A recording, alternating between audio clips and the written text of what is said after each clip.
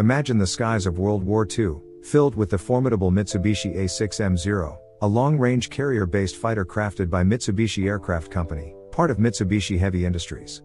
From 1940 to 1945, the Imperial Japanese Navy, IJN, relied on this aircraft.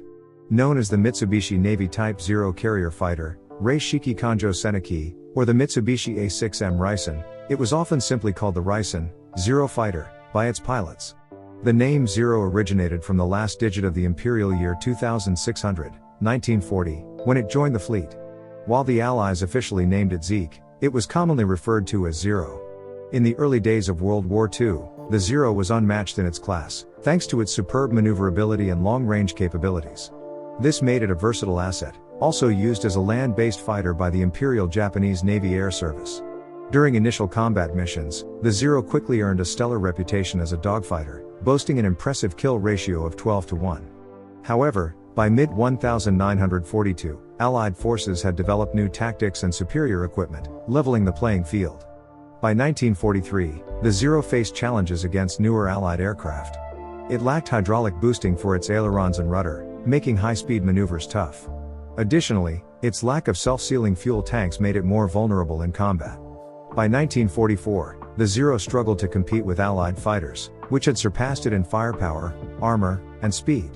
Despite being outdated, the Zero continued to serve due to delays in the introduction of newer Japanese aircraft. It remained in frontline roles until the war's end in the Pacific. In the final stages, it was even used in kamikaze operations. Throughout the war, Japan produced more Zeros than any other combat aircraft model.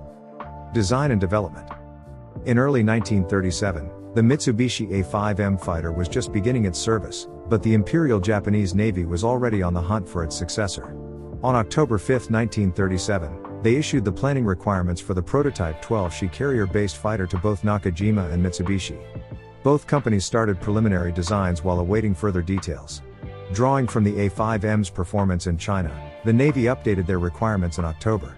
They needed a plane that could reach speeds of 310 miles per hour at 13,000 feet and climb to 9,800 feet in 9.5 minutes. With drop tanks, they wanted it to fly for 2 hours at normal power, or 6 to 8 hours at cruising speed. The aircraft had to be armed with two 20mm cannons, two 7.7mm machine guns, and two 130-pound bombs. Each plane was also to have a complete radio set and a direction finder for long-range navigation. Maneuverability had to match or exceed the A5M, and the wingspan needed to be less than 39 feet for carrier operations. Nakajima's team saw the new requirements as impossible and withdrew from the competition in January. Mitsubishi's chief designer, Jiro Horikoshi, believed the goals were achievable, but only by making the aircraft as light as possible. They used a new, secret aluminum alloy called Extra Super Duralumin, which was lighter, stronger, and more ductile than other alloys, though it was prone to corrosion. This issue was mitigated with a zinc chromate anti-corrosion coating. The Zero had no armor protection for the pilot or engine, and it lacked self-sealing fuel tanks, which made it lighter and more agile, but also more vulnerable to enemy fire. The Zero featured a low-wing cantilever monoplane design, retractable landing gear, and an enclosed cockpit, making it one of the most advanced carrier-based aircraft of its time. Its high lift, low-speed wing and light weight resulted in a very low stalling speed of less than 69 miles per hour. This exceptional maneuverability allowed it to outturn any Allied fighter of the era. Early models had servo tabs on the ailerons to reduce control forces at high speeds, but these were removed in later models as they caused pilots to overstress the wings during intense maneuvers. The Mitsubishi A6M, more commonly known as the Zero, got its name from its Japanese Navy designation, Type Zero carrier fighter, Rei Shiki Kanjo Seneki. The name Zero was derived from the last digit of the imperial year 2600, 1940, when the aircraft first entered service. In Japan, it was informally called both Risen and Zero Sen. Pilots typically referred to it as Zero Sen, where Sen comes from Seneki, meaning fighter plane. Officially, the A in A6M stood for a carrier-based fighter, 6 indicated it was the 6th model built for the Imperial Navy, and M identified Mitsubishi as the manufacturer. During World War II, Allied forces assigned the code name Zeke to the Zero. This naming convention, developed by Captain Frank T. McCoy, aimed to give quick, memorable names to Japanese aircraft. Fighters received male names, bombers were given female names, gliders got bird names, and trainers were named after trees. Zeke was among the first batch of these hillbilly code names introduced in 1942.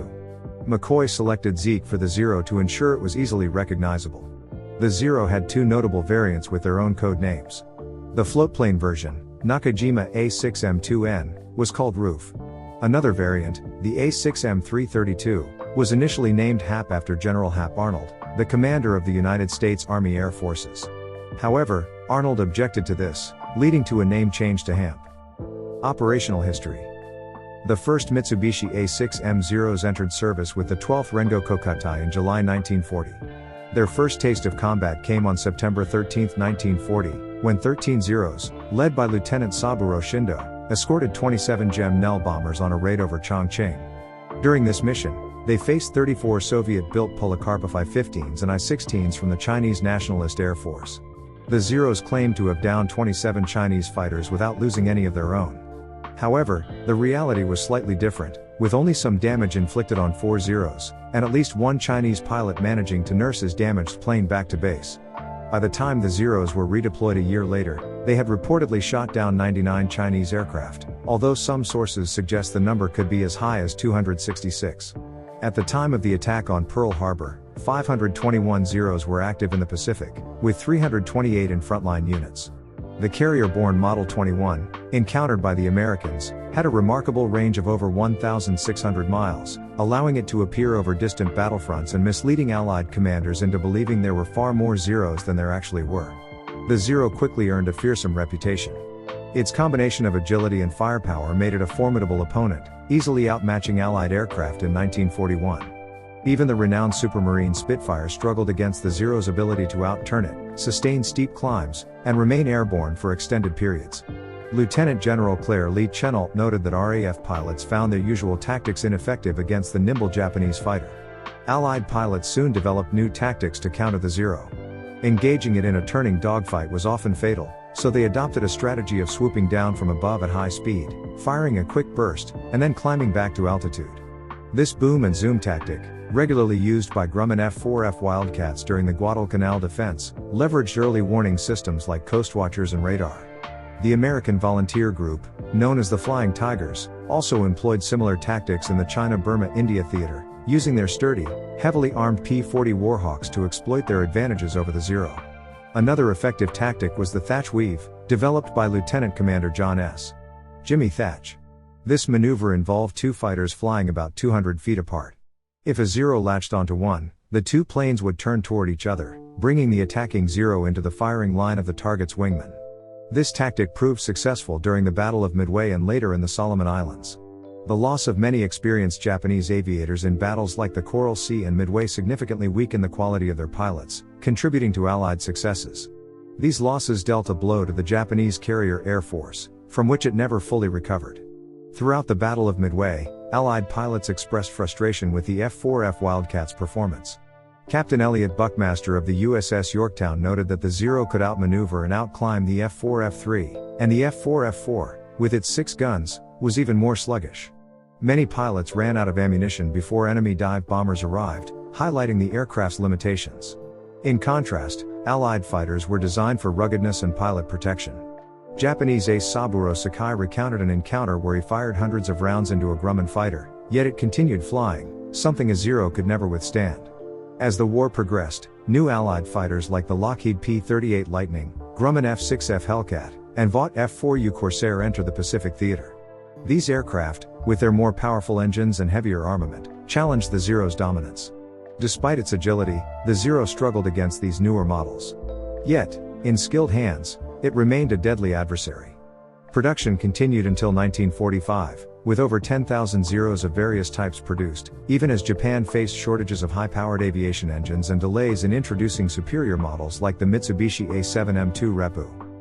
During the Second Sino-Japanese War, the Japanese deployed the A6M, and inevitably, some aircraft ended up in Chinese hands. One such instance involved an A6M2, the 12th of 15 pre-production aircraft, which crashed near Fainan Island in September 1940. A team, including Western volunteers aiding the Chinese, examined the mostly intact wreck and sent a detailed report to the U.S. Another A6M221 made a forced landing near Taizan Airfield in February 1941. The pilot was shot before he could destroy his plane, allowing it to be captured and studied by a team that included Gerhard Neumann. Despite being impressed by the aircraft's quality, they noted its performance suffered due to using 85-octane fuel instead of the 100-octane required. American forces got their hands on a largely intact A6M2, known as the Akutan Zero, after an air raid over Dutch Harbor in June 1942. Flight Petty Officer Tadayoshi Koga attempted an emergency landing on Akutan Island after his Zero was hit, but he died instantly when his plane flipped over on soft ground. The relatively undamaged Zero was discovered over a month later and shipped to Naval Air Station North Island. There, test flights revealed both strengths and weaknesses of the Zero. Experts found the Zero weighed about 5,200 pounds fully loaded, making it significantly lighter than the F-4F Wildcat. Its airframe was likened to a finely crafted watch, featuring flush rivets and an instrument panel with no unnecessary distractions. Unlike American methods that built fuselages and wings separately, the Japanese constructed them as one piece, resulting in a strong structure and enhanced maneuverability. However, American test pilots discovered that while the Zero's controls were light at 200 miles per hour, they stiffened at higher speeds to prevent wing failure. The Zero struggled to keep up with Allied aircraft during high-speed maneuvers and had a low never-exceed speed, making it vulnerable in dives. It could not roll as quickly to the right as it could to the left, a weakness that could be exploited. Designed for long range, maneuverability, and firepower, the Zero lacked protection, including self-sealing fuel tanks and armor plating. British test pilot Captain Eric Brown of the Royal Navy was also impressed by the Zero's capabilities. He remarked that he had never flown a fighter that could match the Zero's rate of turn, considering it the finest fighter in the world until mid-1943. Variants: A6M1, Type 0 prototypes. The first two A6M1 prototypes were finished in March 1939. Powered by the 780 horsepower Mitsubishi Zuisei 13 engine and a two-blade propeller, the aircraft had its first flight on April 1. By September, it had passed tests swiftly and was accepted for Navy testing as the A6M1 Type 0 carrier fighter. The only significant change was the switch to a three-bladed propeller to solve a vibration issue. A6M2A Type 0 Model 11. While the Navy tested the first two prototypes, they suggested fitting the third with the 940 horsepower Nakajima Sake 12 engine. Although Mitsubishi preferred their Kinsei engine, they complied. The first A6M2, completed in January 1940, exceeded original specifications due to the Sake's extra power. The new version was so promising that 15 were built and sent to China before testing was complete. They arrived in Manchuria in July 1940 and saw combat over Chongqing in August. The Zeros dominated the Polikarpov I-16s and I-153s that had troubled the A5MS. In one encounter, 13 Zeros shot down 27 I-15s and I-16s in under 3 minutes without loss. After these reports, the Navy ordered the A6M2 into production as the Type 0 carrier fighter, Model 11. Reports of its performance reached the U.S., met with skepticism from military officials who doubted Japan could build such an aircraft. A6M2B Type 0 Model 21. After the 65th aircraft was delivered, production lines introduced folding wingtips to fit on aircraft carriers. The Model 21 became one of the most produced early versions in the war, featuring improved range with a 140-gallon wing tank and an 85-gallon drop tank. Mitsubishi completed 740 Model 21s, and Nakajima another 800. Small numbers of the Nakajima-built A6M2N roof floatplane and the A6M2K two-seat trainer were also built. A6M3 Type 0 Model 32. In 1941, Nakajima introduced the Sake 21 engine, enhancing altitude performance with a two-speed supercharger and increasing power to 1,130 horsepower. The first prototype with this engine flew on July 15, 1941. The new engine, slightly heavier and longer, moved the center of gravity forward. To correct this, engine mountings were cut back, reducing the main fuselage fuel tank size from 137 gallons to 120 gallons. The cowling was redesigned, and the wings were modified to reduce span, eliminate folding tips, and square off the wingtips. The two 20mm wing cannons were upgraded, necessitating a bulge in the wing sheet metal for the larger ammunition boxes. Despite these changes, maximum speed only increased by 6.8 miles per hour, while range decreased by nearly 620 miles. This shorter range was a significant limitation during the Solomons campaign, as Zeros based at Rabaul had to travel near their maximum range to reach Guadalcanal and return.